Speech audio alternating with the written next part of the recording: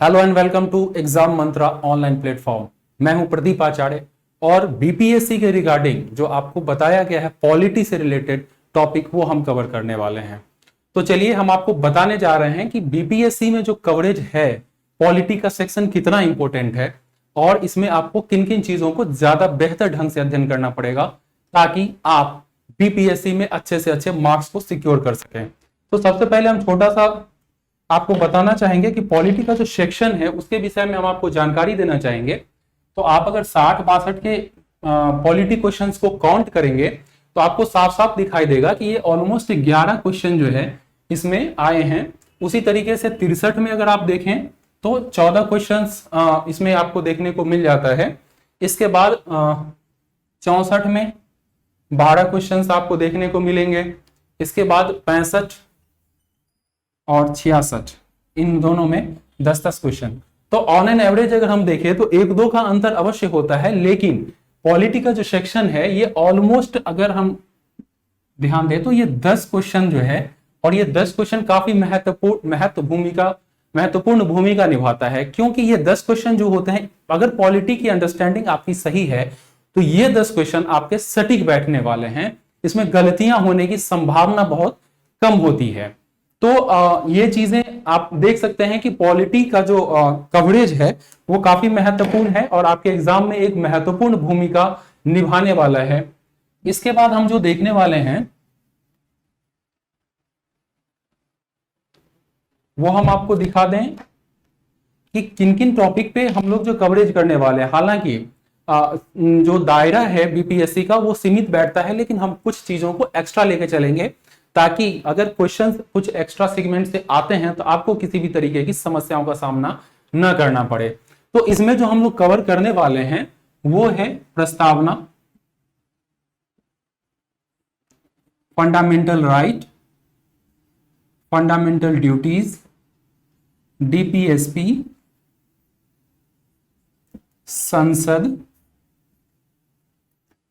संसद में जो विधायिका है वो कार्यपालिका, न्यायपालिका।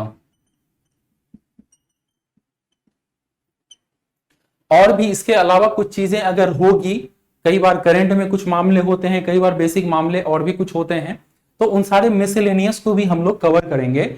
और इसमें भी तो हम लोग सेंटर तो देखेंगे ही देखेंगे, इसके साथ साथ चूंकि स्टेट सर्विस का एग्जाम है तो सेंटर जितना इंपॉर्टेंट होता है उससे कहीं ज्यादा स्टेट इंपॉर्टेंट हो जाता है।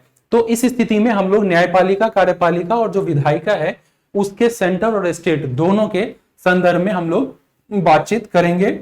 और आपको किसी भी प्रकार की अगर किसी भी चीज में आपको लगे कि एक्स्ट्रा चीजें होने जा रही है और वो चीजें छूट रही है तो निश्चित रूप से आप उसे हमें इन्फॉर्म करेंगे। तो चलिए सबसे पहले हम लोग देखते हैं, स्टार्ट करते हैं जो पॉलिटी का पार्ट है।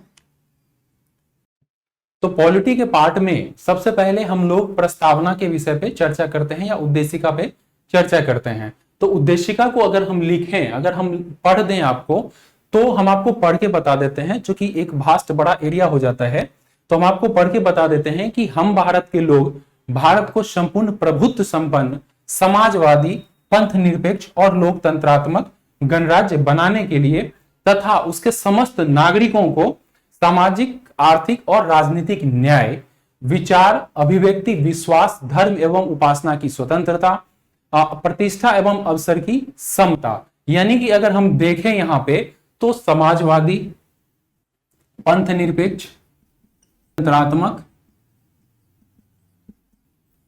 तो ये भारत की प्रकृति के विषय में बताता है कि भारत जो है वो प्रभुत्व संपन्न है। प्रभुत्व संपन्न सबसे पहले आएगा। भारत जो गणराज्य है वो प्रभुत्व संपन्न है, समाजवादी है, पंथ निरपेक्ष है, लोकतंत्रात्मक गणराज्य है। अर्थात कई बार आपको जो प्रश्न आएंगे वो प्रश्न इस क्रम में पूछे जा सकते हैं। आपको ये क्रम उल्टा कर देगा कि समाजवादी पहले आएगा या पंथ निरपेक्ष पहले आएगा या प्रभुत्व संपन्न लोकतंत्रात्मक गणराज्य पहले दे देगा, उसके बाद पंथ निरपेक्ष समाजवादी शब्द दे देगा। तो आपको यह ध्यान रखना होगा कि सबसे पहले भारत एक प्रभुत्व संपन्न राज्य है। ये राज्य की, भारत राज्य की प्रकृति है। कई बार हम इस चीज को उतना इंपॉर्टेंस नहीं दे पाते हैं, लेकिन हमें यहां महत्व देना होगा कि भारत की जो प्रकृति है वो प्रभुत्व संपन्न है। प्रभुत्व संपन्न से हमारा तात्पर्य यह भी है कि हम किसी भी विदेशी राज्य के अंतर्गत नहीं है, बल्कि भारत जो है अपने आप में स्वतंत्र है और भारत अपने आंतरिक मामले में पूर्ण रूप से स्वतंत्र है और किसी तरीके की सलाह या दबाव के अनुसार से कार्य नहीं करता। तो भारत प्रभुत्व संपन्न है, समाजवादी है। अब समाजवाद का क्या तात्पर्य होगा? तो भारत जो है जिस तरीके से समाजवाद में विभाजन की बात की जाती है, संसाधनों के लूट की बात की जाती है, संसाधनों पे पहुंच की बात की जाती है, जो अलग तरीके से, लेकिन समाजवाद भारत में अगर देखें तो ये लोकतंत्रात्मक समाजवाद है। यहां विभाजन नहीं होता, बल्कि लाभ पहले कमाया जाता है और उस लाभ को दूसरों में बांटा जाता है, सब लोगों में बांटा जाता है। यहां ये रक्तपूर्ण क्रांति की बात नहीं होती जो समाजवाद का मुख्य रूप से मतलब समझा जाता है, बल्कि ये लोकतंत्रात्मक समाजवाद है जिसमें लाभ प्राप्त करने की इच्छा सभी के पास है और सब लाभ प्राप्त कर सकते हैं।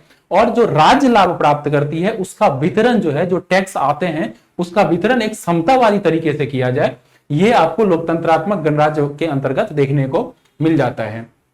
पंथ निरपेक्ष अर्थात भारत जो है किसी विशेष पंथ को समर्थन नहीं देता, बल्कि भारत जो है पंथ निरपेक्ष है, किसी भी पंथ को, सभी पंथ को समान रूप से देखता है। इसके अलावा लोकतंत्रात्मक, भारत लोकतंत्रात्मक गणराज्य है, यहां लोकशाही है और गणराज्य से तात्पर्य हमारा यह है कि भारत का जो सबसे ऊंचा पोस्ट है, जो राष्ट्रपति का पद है, वो चुना जाता है।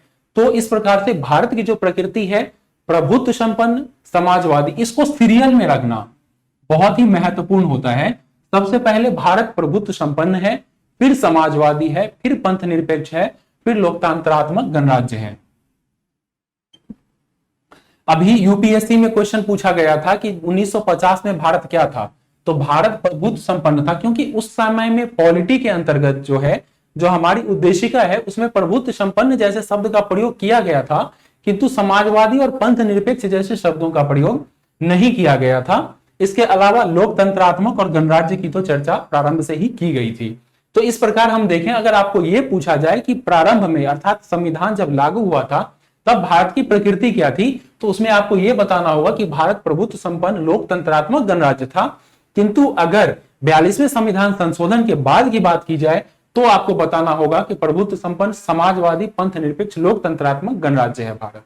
यानी कि भारत की प्रकृति इस सीरियल में, और ये सीरियल आपको ध्यान रखना बहुत ही जरूरी है, क्योंकि पॉलिटी के जो क्वेश्चंस बनेंगे उसमें हो सकता है कि आपको ये सीरियल पूछा जाए। तो इस प्रकार हमने देखा कि भारत की प्रकृति क्या है। अब हम लोग देखते हैं कि भारत का संविधान है उसका लक्ष्य क्या है।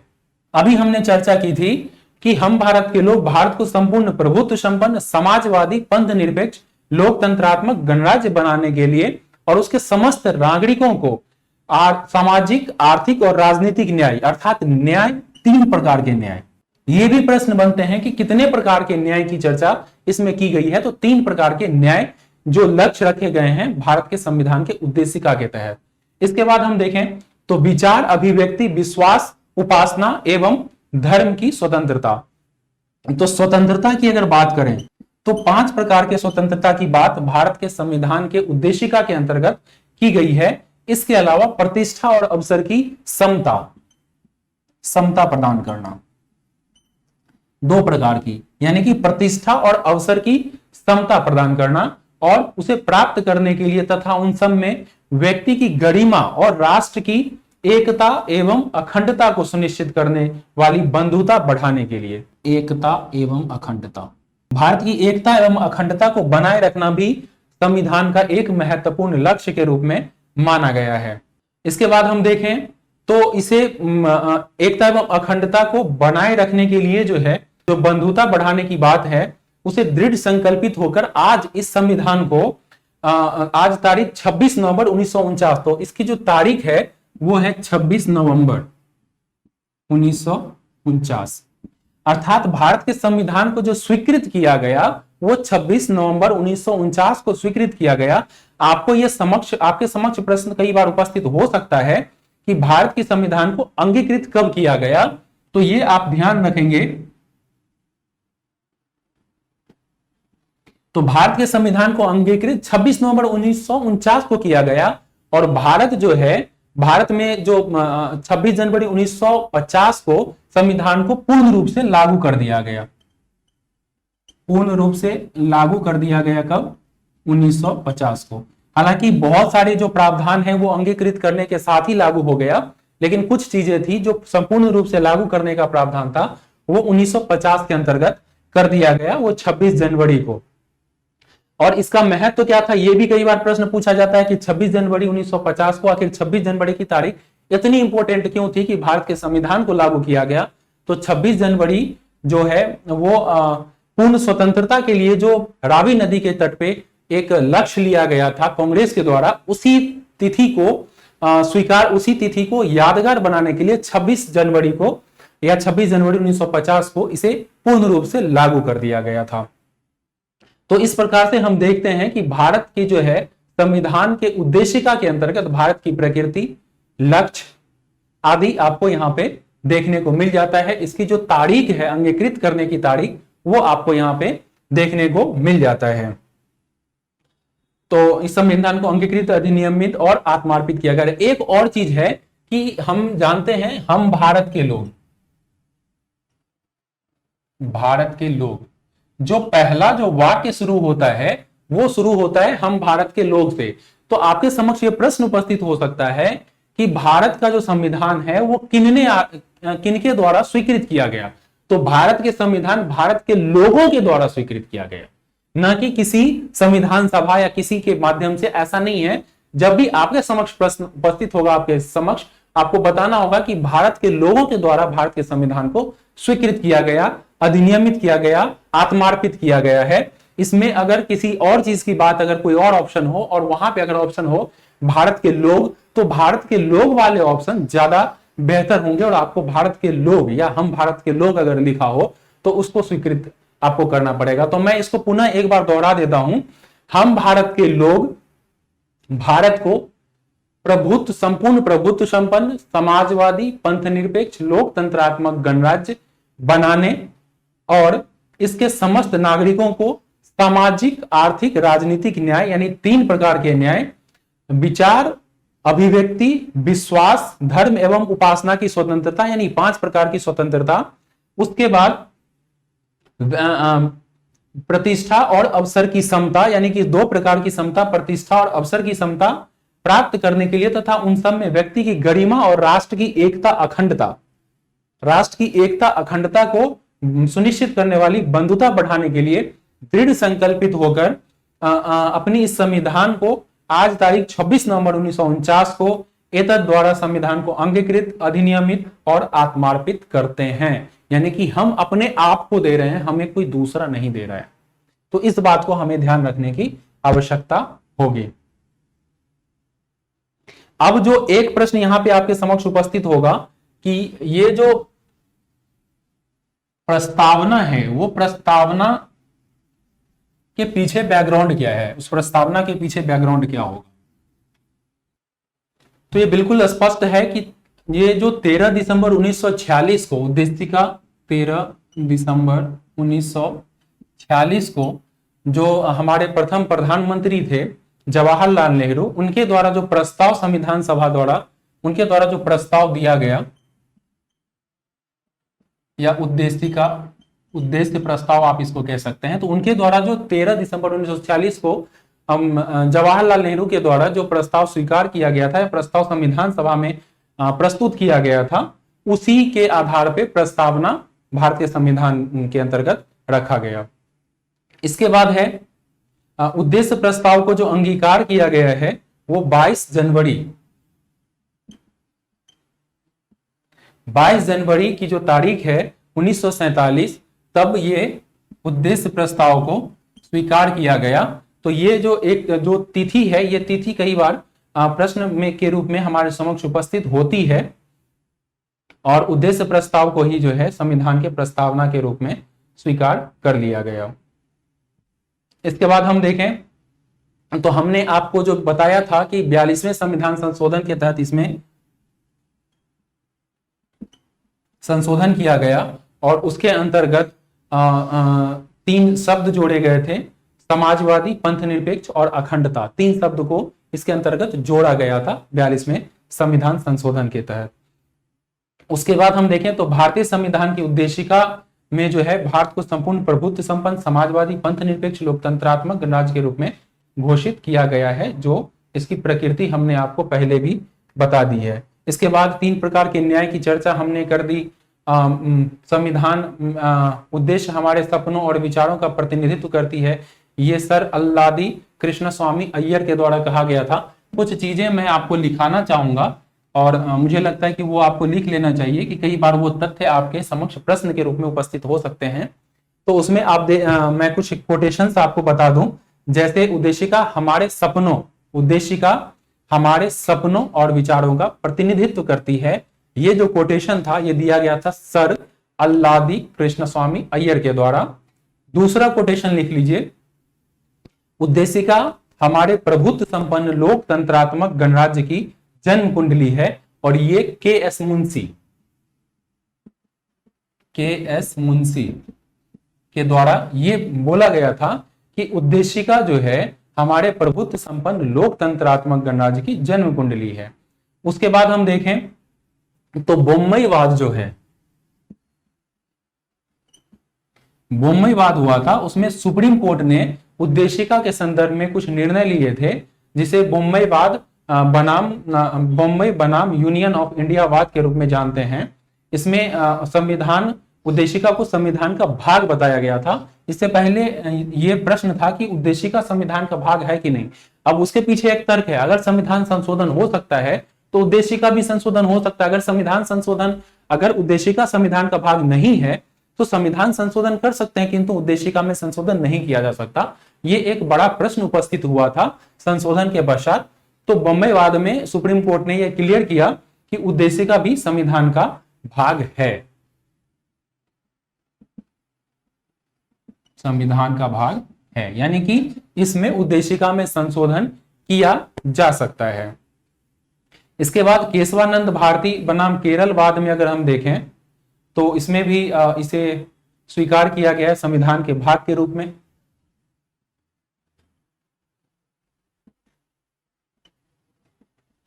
केशवानंद भारतीवाद में संविधान के अंग के रूप में इसे स्वीकार किया गया, अर्थात प्रस्तावना को। और यही जो है संशोधन की भी बात की गई कि संशोधन हो सकता है, लेकिन यहीं पर से एक बेसिक स्ट्रक्चर की शुरुआत हुई, जिसे आधारभूत सिद्धांत के रूप में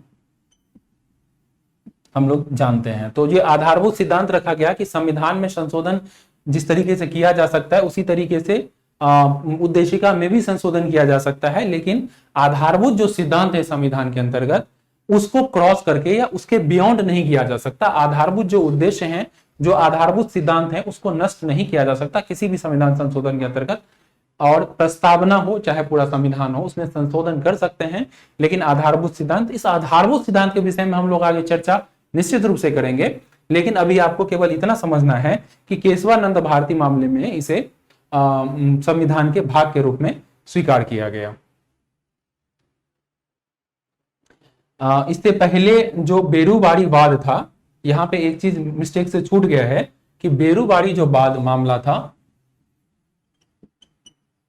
बेरूबाड़ी 1960 का जो मामला था, उसमें संविधान के भाग के रूप में प्रस्तावना को स्वीकार नहीं किया गया था, जबकि केशवानंद भारती जो है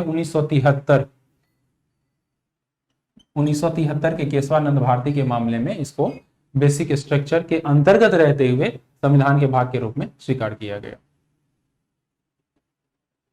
और गोलकनाथ बना पंजाबवाद जो है, गोलकनाथ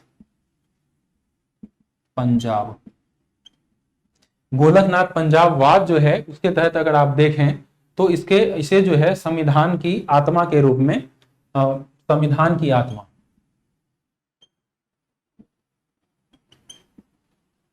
के रूप में प्रस्तावना को स्वीकार किया गया। तो आपको 2-3 बातें समझनी है।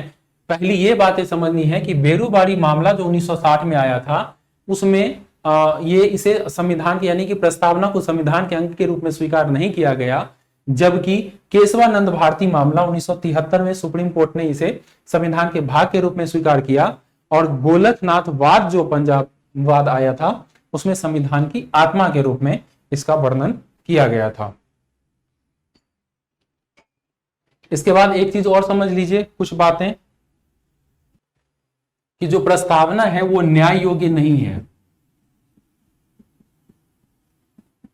अब न्याय योग्य नहीं है इसका तात्पर्य क्या होता है? तो प्रस्तावना को लेकर के आप जैसे फंडामेंटल राइट में किसी प्रकार का संशोधन होता है और आपके फंडामेंटल राइट का हनन होता है तो आप डायरेक्ट सुप्रीम कोर्ट जा सकते हैं।